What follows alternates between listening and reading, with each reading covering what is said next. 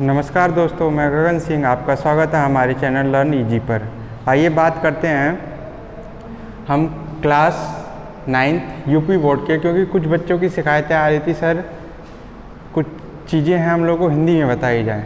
मैंने अपने पिछले वीडियो डाल रखे हैं क्लास 9th पे एनसीईआरटी के लिए, वो मैंने इंग्लिश में डाल रखा है, इंग्लिश हिंदी दोनों है। तो चूँकि यूपी बोर्ड के बच्चे तो उनको जो प्रॉब्लम आ रही थी उसको देखते हुए मैंने सोचा कि हिंदी में भी आपको चीज़ें प्रोवाइड की जाए।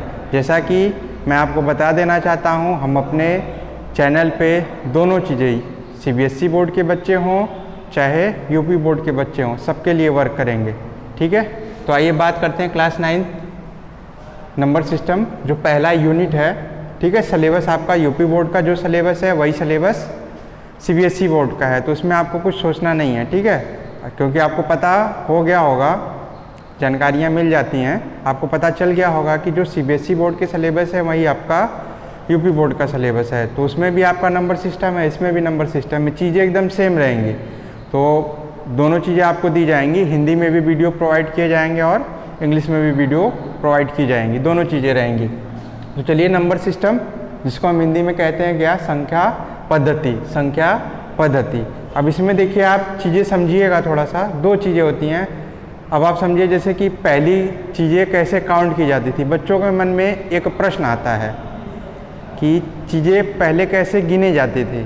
तो कुछ संकेत तो होते होंगे, हाँ। तो पहले क्या थी चीज़ें, जैसे अभी कभी कभी आप देखते हैं अंपायर जो खड़ा रहता है, मैच जब होते हैं अंपायर खड़ा रहता है, तो वो गेंद काउंट करने के लिए आपका कांच की गोलियां लेके काउंट करता है। ठीक है, तो उसी तरीके से पहले की भी चीज़ें थी।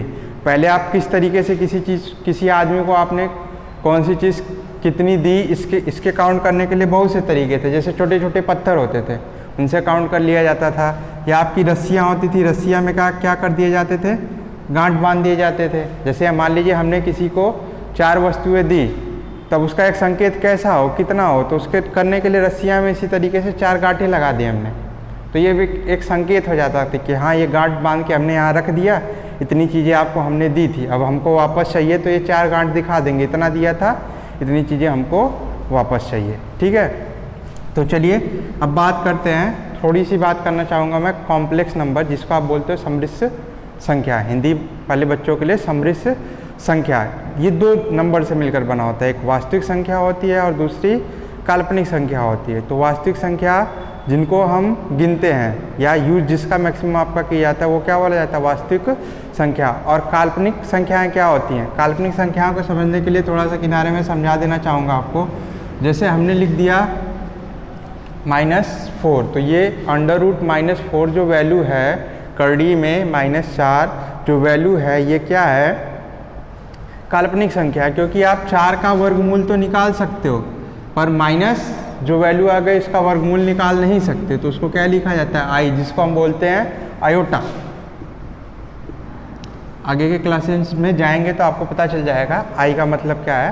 ये काल्पनिक संख्याओं के लिए यूज किया जाता है, जिसका मतलब आयोटा होता है, यानी मतलब इस आयोटा की जो वैल्यू होती है वो क्या होती है, √-1, या इस तरीके से आप कह सकते हो आयोटा का स्क्वायर कर दिया, वैल्यू -1 के इक्वल होता है। तो अब इसमें चलिए ये सब चीज़ें आपको आगे मिलते जाएंगे, आप देखते जाएंगे। चलिए हम बात करते हैं वास्तविक संख्या की। तो देखिए वास्तविक संख्या क्या होगा, वास्तविक संख्या जिसको आप इंग्लिश में कहते हो रियल नंबर। तो वास्तविक संख्या है 2 प्रकार की होती है, एक इंटीजर पूर्णांक होता है और दूसरा दशमलव, डेसिमल, पूर्णांक और दशमलव। अब देखिए पूर्णांक जो वस्तु है, आप जैसे गिनती में लिखते हो 1 2 3 4, ये वैल्यू क्या होती है आपकी, पूर्णांक की हो गई।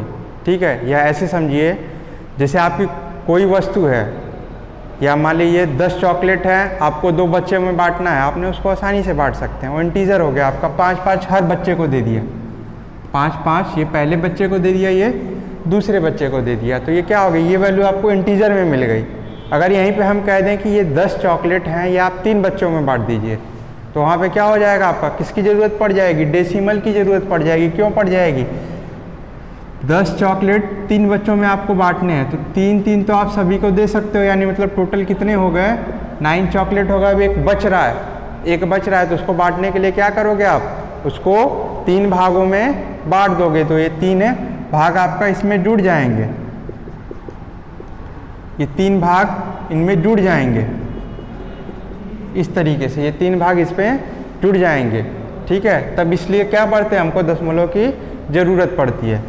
तो देखिए आगे, तो आपको बता देता हूँ रियल नंबर जिसको आप बोलते हो वास्तविक संख्या, वास्तविक संख्याएं 2 भागों में टूटता है, एक पूर्णांक होता है, दूसरा दशमलव। और पूर्णांक में आप जानते हो पूर्णांक किसे कहेंगे, आप नॉर्मली कह सकते हो जिसको आसानी से संख्या रेखा पर हम निरूपित कर सकते हैं, वो क्या होगा, आपका पूर्णांक होगा। और पूर्णांक 3 प्रकार के होंगे आपका, ऋण पूर्णांक, शून्य और धन पूर्णांक। ऋण पूर्णांक, शून्य और धन पूर्णांक। और दशमलव 2 प्रकार के होते हैं, एक शांत दशमलव और अशांत दशमलव, जो कि आपके सिलेबस में दिया गया है। यहीं से आपके सिलेबस में दिया गया है कि शांत दशमलव क्या है, अशांत दशमलव क्या है, इस पे प्रॉब्लम आपको मिल जाएंगी।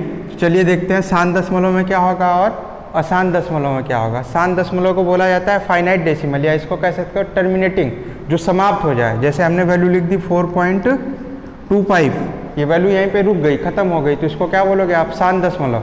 और जिसमें वैल्यू न रुके, जैसे लिख दिया हमने 4.33, ये वैल्यू चल रही है, इस पर हमने क्या लगा दिया, बार लगा दिया, तो ये क्या बोला जाएगा आपका शांत दशमलव।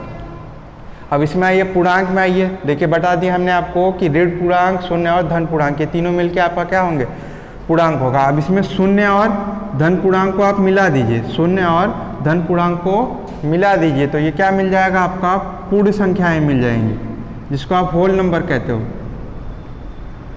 पूर्ण संख्याएं आपको मिल जाएंगी, जिसको आप क्या कहते हो, होल नंबर कहते हो, होल नंबर। और केवल धनात्मक पूर्णांक आपने ले लिया, केवल धनात्मक पूर्णांक, यानी मतलब 1 से लेकर इनफाइनाइट तक की वैल्यू जो धनात्मक पूर्णांक है, उसी को आप क्या कहते हो, प्राकृतिक संख्या है, नेचुरल नंबर।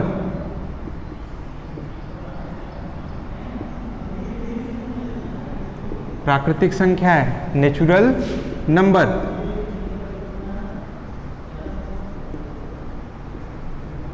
Natural number. तो ये सब चीज़ें सबसे बेसिक आपका है, तो इसको सब चीज़ें आप जान लीजिए एकदम कि इंटीजर क्या होगा, डेसिमल क्या होगा, डेसिमल में कौन से डेसिमल आएंगे, इंटीजर में कौन से डेसिमल, सॉरी इंटीजर में कौन से इंटीजर आएंगे, और नेचुरल नंबर क्या होता है, होल नंबर क्या होता है। और फिर इसमें आगे आपको मैं बताऊंगा कि रेशनल नंबर क्या होगा, इरेशनल नंबर क्या होगा,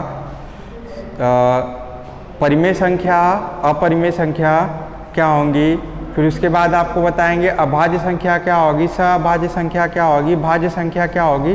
तो ये सब चीज़ें आप अपना बेसिक बना के रखिए, आगे के लिए बहुत काम देते हैं सब चीज़ें, ठीक है। तो आप समझ गए होंगे कि शांत दशमलव क्या होगा और शांत दशमलव क्या होगा, ऋण पूर्णांक, शून्य और धन पूर्णांक। अब पूर्ण संख्याओं में आप समझ गए होंगे पूर्ण संख्याएँ क्या हो जाएंगी, शून्य को लेकर जो धन पूर्णांक है, धन पूर्णांक 1 से लेके इन्फिनिटी तक, ये क्या होगा आपका पूर्ण संख्या हो जाएंगी। प्राकृतिक संख्याएं क्या होंगी, बस ये 0 को आप हटा लीजिए, बाकी जितनी संख्याएं बचती हैं वो क्या हो जाएंगी, प्राकृतिक संख्याएं हो जाएंगी, ठीक है। दशमलव पे भी आपको थोड़ा सा बता देना चाहूँगा, शांत दशमलव और अशांत दशमलव। अशांत दशमलव भी 2 प्रकार के होते हैं, अशांत दशमलव भी 2 प्रकार के होते हैं। एक होता है आवर्ती दशमलव, एक अनावर्ती दशमलव, ठीक है, यानी मतलब एक पीरियोडिक डेसिमल होगा और दूसरा नॉन पीरियोडिक डेसिमल होगा। यानी मतलब एक वैल्यू, जैसे ये पीरियोडिक हो गया 4.33, ये आवर्ती होगा, ये आपका 3 दोहराता चला जा रहा है, ठीक है। अब जैसे हमने ये वैल्यू लिख दी 4.12567.523, तो ये वैल्यू क्या हो रही है आपका, रिपीटिंग नहीं है, रिपीट नहीं हो रही है, तो ये आपका क्या बोला जाएगा, अनावर्ती दशमलव बोला जाएगा, ठीक है। और फिर बाकी बातें करते हैं हम अपने नेक्स्ट वीडियो में। मैं आपको बताऊंगा कि अपरिमेय संख्या क्या होती है, परिमेय संख्या क्या होती है, अभाज्य संख्या क्या होती है, सभाज्य संख्या क्या होती है, भाज्य संख्या क्या होगी। तो पहले मैंने जो लिख रखा है ग्राफ आपका छोटा, अगर आप स्क्रीनशॉट लेना चाहें तो इसका ले सकते हैं, लेके इस पर थोड़ी बहुत मेहनत कीजिए, आप इन चीज़ों को याद कीजिए। फिर मैं अगले वीडियो में बताता हूँ कि अभाज्य संख्या, सहभाज्य संख्या, भाज्य संख्याएं, परिमेय अपरिमेय संख्याएं क्या होती हैं। धन्यवाद।